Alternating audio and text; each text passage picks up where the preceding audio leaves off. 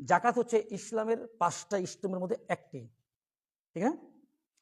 তো আর যদি জাকাত অস্বীকার করে না, স্বীকার করে দিতে হবে, এটা মানে, কিন্তু ও জাকাত দেয়নি, তাহলে সেই ব্যক্তিও জাহান্নামে যাবে। ওই হাদিসটা বললাম সহিহুল জামে, সহিহ তারগিব হাদিসটি সহিহ।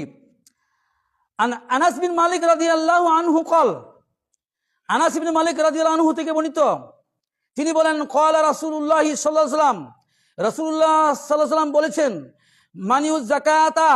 মানিউজ জাকাতি ইয়াউমাল কিয়ামাতি ফিন্নার, যারা জাকাত দেয়নি, যারা জাকাত ত্যাগ করেছে, তারা কিয়ামতের দিন জাহান্নামে প্রবেশ করবে।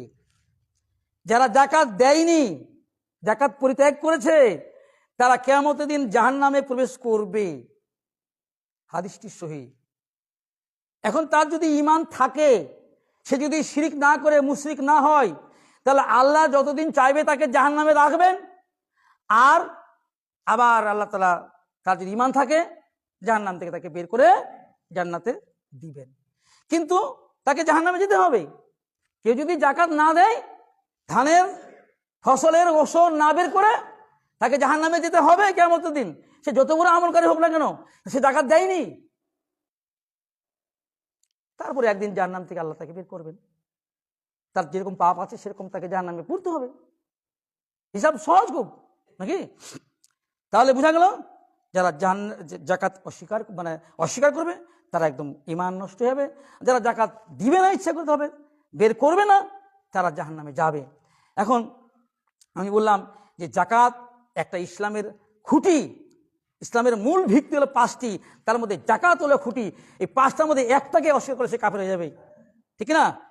আপনারা হাদিসটি পাবেন কোথায়? সব জায়গায় হাদিস আছে, বুখারী, মুসলিম, মিশকাত, সব জায়গায় হাদিসটি পাবেন। বুখারীর 4 নম্বর হাদিস আপনারা পাবেন। আন ইবনে উমর রাদিয়াল্লাহু আনহুমা قال قال رسول الله صلى الله عليه وسلم বুনিয়াল ইসলামু আলা খামসিন।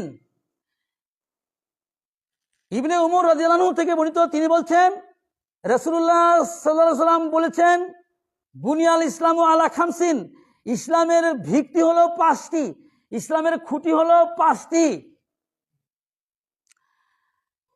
শাহাদাতি আল্লাহ ইলাহা ইল্লাল্লাহু ওয়া আন্না মুহাম্মাদান রাসূলুল্লাহ। 1 নম্বর হলো শাহাদাত দেওয়া, সাক্ষ্য দেওয়া যে আল্লাহ ছাড়া কোনো সত্য মাবুদ নাই এবং মুহাম্মদ সাল্লাল্লাহু আলাইহি ওয়াসাল্লাম আল্লাহর রাসূল। এটা হলো 1, বুঝা গেল? 2, ওয়া ইকামিস সালাহ, সালাত কায়েম করা, নামাজ আদায় করা।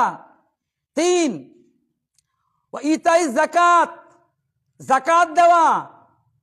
4, ওয়াল হাজ্জি, হজ আদায় করা সামর্থ্যবানদের জন্য। ওয়াল হাজ্জি। 5, ওয়া সাওমে রমাজান, আর রমজান মাসের ফরজ সিয়াম পালন করা। এই 5টা হলো ইসলামের খুঁটি। একটাকে অস্বীকার করে সে কাফের হয়ে যাবে। তাহলে বোঝা গেল যে জাকাতের গুরুত্ব অপরিসীম। এটাকে কেউ অস্বীকার করলে সে বড় ক্ষতিগ্রস্ত হয়ে যাবে। আমি শুধু সংক্ষেপে বলছি, যারা জাকাত আদায় করবে না তাদের জন্য জাহান্নাম, যারা জাকাত অস্বীকার করবে তাদের ইসলামের একটা ভিত্তি শেষ, মানে ঈমান থেকে তার ঈমান কেটে যাবে। আর যারা জাকাত আদায় করবে না তাদের জন্য প্রচন্ড শাস্তি আছে কিয়ামতের মাঠে, এবং অপমানজনক শাস্তি। ঠিক আছে? শাস্তি হয় 2 রকম। আপনাকে জাহান্নামে ফেলে দিল বা আপনার উপর মার চলছে, এটা হলো শাস্তি। কিন্তু আপনাকে এবার মারছে আর ফেরেশতারা ফের বলছে, এখন বুঝতে পারছো কত স্বাদ, এখন বুঝতে পারছো কেমন মজা লাগছে, এটা বলার কি প্রয়োজন আছে? ওকে যদি মারার হুকুম হয় যে একে 100 দূররা মারো, তো মারে দিল। কিন্তু ওকে এবার মারবে আর ফেরেশতারা বলবে কেমন লাগছে, ভালো লাগছে, এখন স্বাদ চাখো। তো এটা পাবেন, দেখেন যারা কোরআন মাজিদে আছে, সূরা তওবার 35-36 নম্বর আয়াতে আছে। আল্লাহ তাআলা বলছেন, যারা সোনারূপা জমা করে রাখে আর জাকাত দেয় না, তুমি তাদের বেদনাদায়ক শাস্তির সুসংবাদ দাও। শাস্তির পর সুসংবাদ হয়, বুঝতে পারছেন? শাস্তিটা সুসংবাদ না দুঃসংবাদ? দুঃসংবাদ না? কিন্তু আল্লাহ তাআলা বলছেন এখানে সুসংবাদ। কেন? এই যে যারা জাকাত দিবে না, তাদেরকে অপমান করার জন্য, তাদেরকে কিয়ামতের মাঠে, হাসর মাঠে লাঞ্ছনা দেওয়ার জন্য, সবাই যেন দেখতে পায় এই যে এরা যাকাত দেয়নি। খুব ভয়ঙ্কর জিনিস। সেদিন কি করবে? আপনি যেগুলো সোনা রূপা হীরা মণি মুক্তা, ধান গম পাট এগুলো যাকাত দেননি, সেগুলোকে আগুনে পুড়িয়ে লাঠির মতো করা হবে। আগুনে পুড়িয়ে, জাহান্নামের আগুনে পুড়িয়ে গলিয়ে তাকে একটা লাঠির মতো করা হবে, আর তার কপালে আর পিঠে পাশ থেকে ছেঁকা দেওয়া হবে, আর বলা হবে এটা তোমার মাল, এটা তোমার সঞ্চয়কৃত সম্পদ। বলবেন যে তোমরা যেটা জমা করে রেখেছিলে তার স্বাদ উপভোগ করো, একটু স্বাদ নাও, চাখো কেমন মজা লাগে, চাখো। পিঠে ছেঁকা দিবে, কপালে ছেঁকা দিবে, পার্শ্বে ছেঁকা দিবে, আর বলবে একটু স্বাদ চাখো, কেমন মজা লাগে, স্বাদ চাখো। কি দরকার বলার? কি দরকার? এক সাইডে গিয়ে ওকে যদি ছাকা মারিয়ে যাবে। কিন্তু বলবে ফেরেশতারা যে একটু স্বাদ চাখো, স্বাদ গ্রহণ করো। কেন? অপমান করার জন্য, লাঞ্ছনা দেওয়ার জন্য। এই জন্যই সুতরাং মালের যাকাত আপনাকে বের করতে হবে।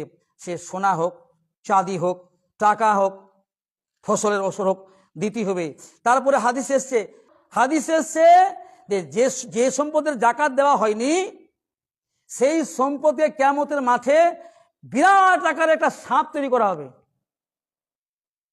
ওই যে ধানের অসর বের করেননি, পাটের অসর বের করেননি, গমের বের করেননি, সোনা 7.5 ভরি সোনা আছে, তার যাকাত দিতে হবে বা তার বেশি। তারপরে মানে চাঁদি আছে 52.5 ভরি, তার বেশি আছে, যাকাত বের করেননি। এগুলো কি করবেন? এক তো ফেরেশতা আগুনে পুড়িয়ে তাকে ছেঁকা দিবেন, তারপরে বলছেন নবীজি, বুখারী মুসলিম হাদিস, যে বিরাট আকারের সাপ তৈরি করা হবে, আর ওই সাপ তার গলায় পেঁচিয়ে দেওয়া হবে, আর সাপটাকে দংশন করবে, আর বলবে আমি তোমার মাল, আমি তোমার সম্পদ, আমি তোমার মাল, আমি তোমার সম্পদ। সাপ বলবে। কত ভয়ঙ্কর জিনিস না? সুতরাং আপনাকে যাকাত আদায় করতেই হবে। যদি যাকাত আদায় না করেন আপনাকে জাহান্নামে যেতে হবে। সুতরাং আল্লাহ তাআলা আমাদের সবাইকে যাকাত আদায় করার তৌফিক দান করুক। আল্লাহুম্মা আমিন।